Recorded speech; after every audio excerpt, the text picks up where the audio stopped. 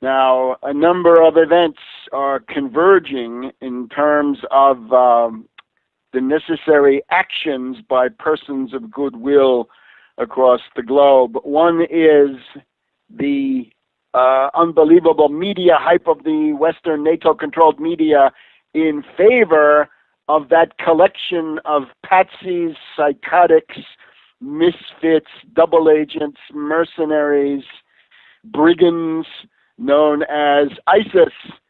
20 to 30,000 crazies, we're told, are going to conquer the world and create an empire. Well, I guess Tamerlane did it, but I don't see any Tamerlanes in evidence. And on the other side, we're getting reports from the statistical people, the 538 group. They see a 62% chance of the Republicans taking over the Senate. The Rothenberg political report suggests that there's going to be a wave election, a tidal wave, a tsunami in favor of the reactionary Republicans, and they're going to gain 7 seats in the Senate. Well, we know from the Mitch McConnell secret tape where he's groveling for one of the Koch brothers that they will use writers, they will use the budget reconciliation to make sure that everything is rolled back, genocidal austerity, killer cuts in our country, and they will also make sure that there's no relief for those groaning under high-interest student loan debt, and there'll be no help for people who are threatened by foreclosure or anything like this. So there'll be no increase in the minimum wage. So how can these two questions be dealt with? Well, I think the answer comes down to the irascible, apoplectic John McCain, the raving warmonger, the unreconstructed neocon who has forgotten nothing and learned absolutely nothing. A warmonger, and somebody whose military career also is not beyond question, but we won't go into that right now. We'll save that for later. Why does the Democratic Party not get a hold of McCain cavorting in Idlib, Syria in April of 2013 with the world's top terrorist, Baghdadi? At that time, he was already Baghdadi when McCain sat down with him at that table, and you see the picture on the front page of Tarpley.net. It's all up there at Tarpley.net. McCain sits down with a group calling itself the Military Council of the Free Syrian Army. But of course, they're just crazies with different hats, and individual crazies put on different hats, right? They have fun doing that. So McCain sits down, and across from him is this guy known as Bakri at that time, but he was already Baghdadi. That's his nom de bataille, his nom de guerre. So he's Bakri Baghdadi, already the head of ISIS, and then he goes on to become Caliph Ibrahim of the Caliphate, which means the worldwide empire to which everybody is supposed to be subjected. Of course, hard to do with only 30,000 crazies, but maybe they think they can get more. Why does the Democratic Party, aren't there some more congressmen, some senators, some people who are in tough races, put out this McCain picture? McCain consorts with terrorists. McCain gives material support to terrorists. He is committing overt acts, giving aid and comfort to the enemies of the United States and adhering to them and giving them aid and comfort. And there are plenty of witnesses to that overt act, to those overt acts. And you know what I'm talking about. That is the constitutional definition of betraying the country. So we have this picture of McCain sitting down, and of course Salim Idris, the supposed head until he fled of the Free Syrian Army Military Council, the guy who fled to Doha and perhaps Turkey and some of his staff fled to Stockholm. They all left when their warehouses were seized at the end of last year, beginning of this year. That's where the Free Syrian Army was meeting. So you've got Idris and you've got Baghdadi, and they're all members of the military council of the Free Syrian Army. So how is it, the ineptitude, the stupidity, the cowardice of the Democratic Party? If you're running against somebody, suppose you're running against Ben Sass, you can say, Ben, when you get to Washington and you have your first meeting of the Republican caucus, ask your pal McCain why he pals around with terrorists, to coin a phrase. And of course, with the case of Obama, it was palling around with people who had been terrorists 20 or 30 years before, right, who had sort of run out of gas. Bad, of course, very bad, and I denounced it. But this is obviously much worse, right, when you've got these crazies, cannibals on the march. And speaking of cannibals, a part of that same gathering, more or less, maybe not exactly in that room, but we're still waiting for the full identification of everybody in those pictures. McCain is later then shown standing up and looking at the camera. That picture is also on Tarpley.net. We have him posing with the person who is widely recognized as the cannibal, the guy who cuts out the heart of his enemy and eats it on camera. So what I'm saying is, Democrats, people who don't want the Republicans to dictate genocidal austerity against the American people, right? Food stamps, minimum wage, that will all be shredded. There may be no minimum wage when they get done. There may be no food stamps when these reactionary Republicans get done. I'm talking Cannibal Gate against John McCain. I'm talking Caliph Gate against McCain. Baghdadi Gate.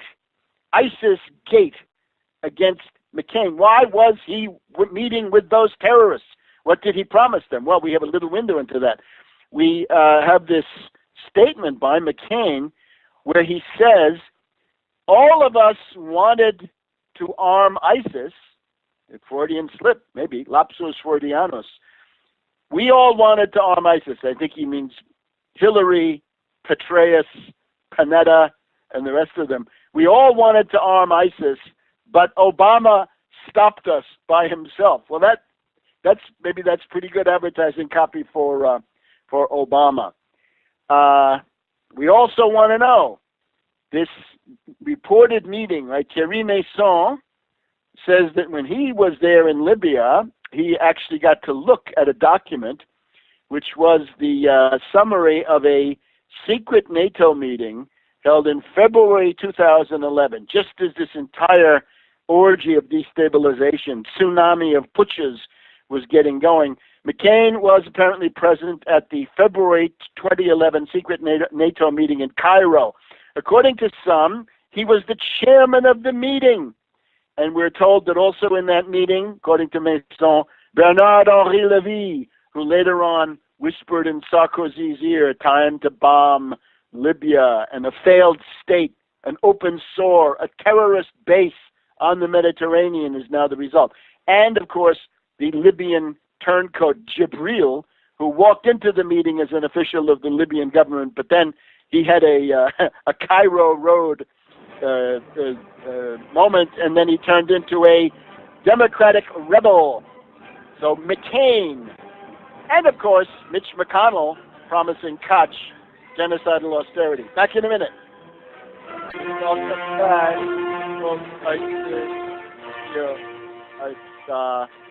Afternoon of Friday the 12th of September here in Washington. So that, I think, is a strategy. Get a hold of those pictures of McCain with the Caliph, with Baghdadi, the head of ISIS, haggling, offering. Get a hold of the picture of McCain with the cannibal, and then you can show the picture of the guy, the cannibal, eating the human heart. And then maybe that tape where McCain says, we all wanted to arm ISIS, but Obama wouldn't let us. And then let's get some leaks going about that NATO meeting, February 2011 in Cairo. McCain, were you there? Were you the chairman? What did you talk about? Did you talk about the way that the Muslim Brotherhood was going to overthrow those governments and then set up terror regimes?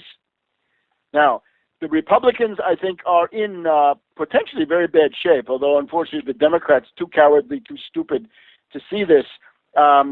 When an American president goes on television, as Obama did, and you can point to these films, right, whatever the films are worth. I don't think the films are worth that much, but the films are an undoubted propaganda success. So let's start from the perception, I guess, since we have to. President goes on television and he says he's asking for support against ISIS. There is a rally round effect, okay?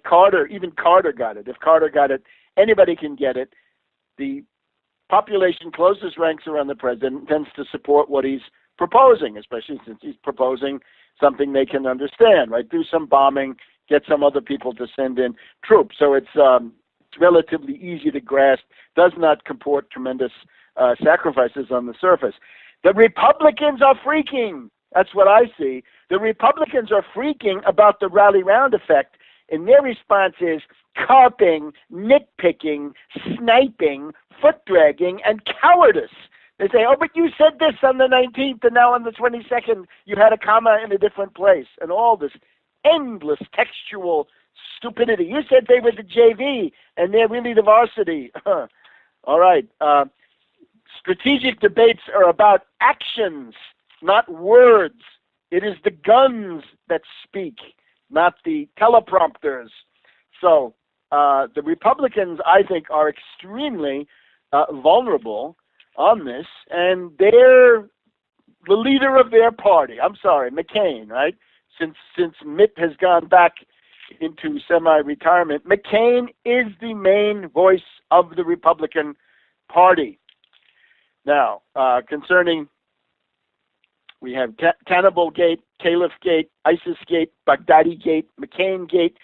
The other thing is, if this reaches a certain momentum, you could see the other night when he got on there with Carney on CNN, all of this covered on the Twitter feed, right? Webster Tarpley Twitter feed. You can goad McCain into a frenzy. You know the Lincoln movie where the Democrats try to goad Thad Stevens into a frenzy and make him say things? Well, McCain is perpetually apoplectic. You can goad him into a frenzy. And they'll say, yes, we wanted to arm ISIS to attack Assad and then send them to attack Iran and then send them to attack Russia. Because, of course, we now have the statement from, we had it last week already, the statement from Baghdadi or his gang, right, the ISIS people. They say they want to attack Russia. They want to attack Russia through Chechnya. They want to go through the Caucasus and Transcaucasus. They wish to strike at Moscow. And interestingly enough, John Kerry on his trip gave a interview to the Voice of America where he says, we want Russia to understand that they're a target. They're a target, says Kerry, kind of a threat in its own way, but that the Russians would be welcome in the coalition. Well, if the Russians are welcome in the coalition, I've talked about this before, why not send an air wing of Russian fighter bombers to Syria and let them handle that side of the border? So the nice division of labor, U.S. on the Iraqi side and Russia on the Syrian side. But of course, the Syrians have been openly welcoming. We have the Deputy Foreign Minister of Syria yesterday. That is Mr. Mekdad. This is the number 2 for Moalem. So we had Moalem 2 weeks ago, Mekdad now. That Syria will welcome U.S. efforts against the common enemy, the terrorists of ISIS. It's going to be a wave election, a tidal wave, a tsunami in favor of the reactionary Republicans, and they're going to gain 7 seats in the Senate. Well, we know from the Mitch McConnell secret tape where he's groveling for one of the Koch brothers that they will use riders, they will use the budget reconciliation to make sure that everything is rolled back, genocidal austerity, killer cuts in our country, and they will also.